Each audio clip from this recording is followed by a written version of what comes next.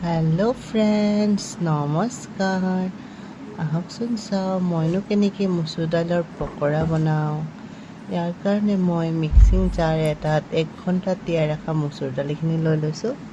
ইয়াতে দিছোঁ হালধি পাউডাৰ, সোৱাদ অনুসৰি নিমখ দিছোঁ, জিৰা গুড়ি দিছোঁ আৰু জ্বলাৰ বাবে 2টা কেঁচা জলকীয়া মই ইয়াতে ব্যৱহাৰ কৰিছোঁ।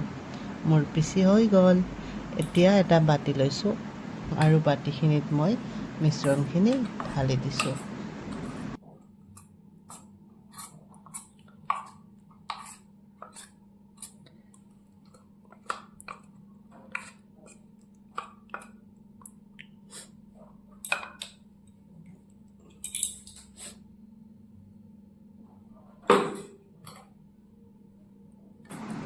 গোটেইখিনি মিশ্ৰণ ঢালি লোৱাৰ পিছত ইয়াতে মই 2টা পিঁয়াজ ব্যৱহাৰ কৰিছোঁ। সৰু সৰুকৈ পিঁয়াজখিনি কাটি লৈছোঁ আৰু চামুচ এপাতেৰে মিশ্ৰণখিনিৰ লগত পিঁয়াজখিনি ধুনীয়াকৈ মিলাই লৈছোঁ।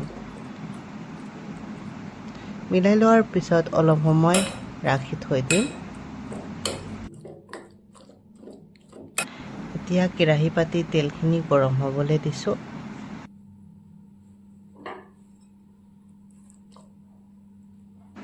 চাওক ফ্ৰেণ্ডছ, তেলখিনি ধুনীয়াকৈ গৰম হৈ গৈছে।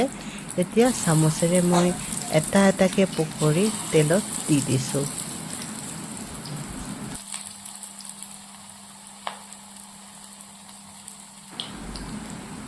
আৰু গেছৰ ফ্লেমটো মই মিডিয়াম ফ্লেমতে ৰাখিছোঁ, যাতে পকৰিখিনি ধুনীয়াকৈ ভাজ খায় আৰু পুৰি নাযায়।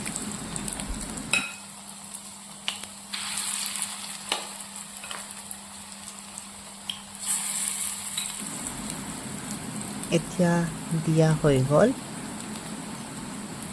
গোটেইখিনি পকৰি ধুনীয়াকৈ ভাজ খাবলৈ ৰাখি দিছোঁ। ঢাকনখন লগাই দিম যাতে ধুনীয়াকৈ ভিতৰৰ পৰা সিজি যায় আৰু খাবলৈ টেষ্টি হয়।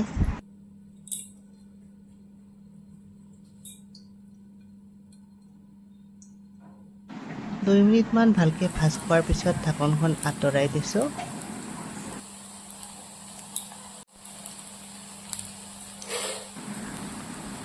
আৰু এটা এটাকৈ পকৰি মই লাহে লাহেকৈ এনেকৈ ওলোটাই দিছোঁ, যাতে ওপৰৰ ফালটোও ধুনীয়াকৈ ভাজ খাই যায়। ধুনীয়াকৈ ভাজি হ'লেহে 2টা ছাইডে তেতিয়াহে খাবলৈ টেষ্টি লাগিব, হয়নে ফ্ৰেণ্ডছ? নহ'লে এটা ফাল কেঁচা থাকিলে ভাল নালাগিব ন।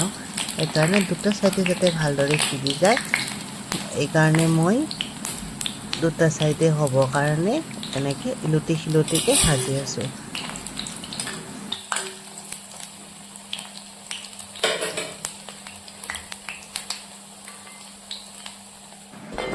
আকৌ ঢাকনখন লগাই দিছোঁ আৰু গল্ডেন ব্ৰাউন হোৱালৈকে এইখিনি ভাজি আছোঁ।